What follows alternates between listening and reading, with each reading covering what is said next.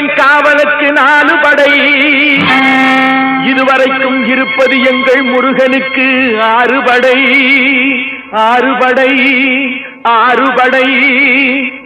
இன்று எங்கள் மருதமலை கோயில் ஒரு 7 படை. 7 படை, 7 படை.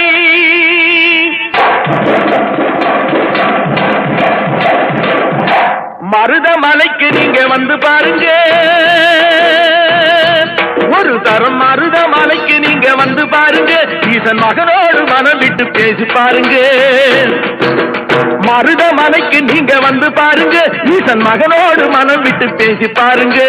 தீராத வினைகள் எல்லாம் தீர்ந்து போகுங்க.